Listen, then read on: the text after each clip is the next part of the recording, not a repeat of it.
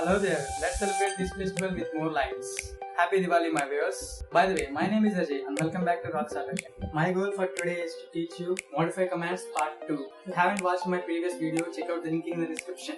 Anyway, observe this object. This part is like this type. Just cut it off. Seems perfect now. You might have observed your mobile phone with curved edges. Well, that's to be intended to safety purpose. Also, we might need to keep the same object in rows and columns. And again, same object having some distance. These are the important commands we are going to discuss in the part 2. Let's get started. Interesting, right?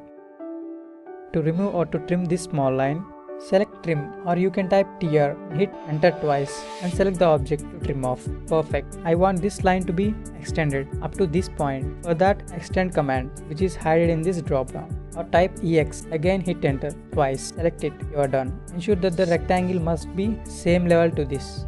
I just want to remove these sharp edges and replace them with curved edges as I said in the mobile phone. Select fillet here in modify commands, or you can enable it by tapping F.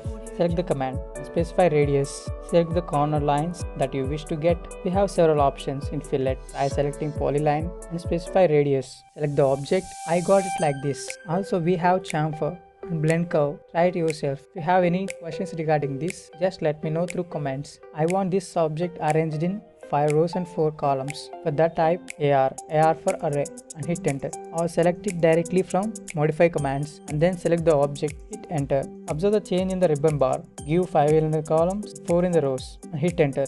You can even adjust the horizontal distance and vertical distance, it's up to you. Also we have polar array. Polar array for this object, select it, select the object, specify base point, give number that you wish to have. That's it.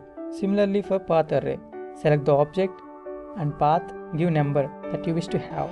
We can erase an object by typing E or select it from the modify command. Select the object that you wish to erase.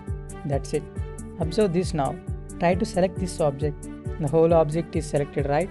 I just want only this line to be selected. For that, select explode or type in X and hit enter. Select the object and hit enter. Observe the change now.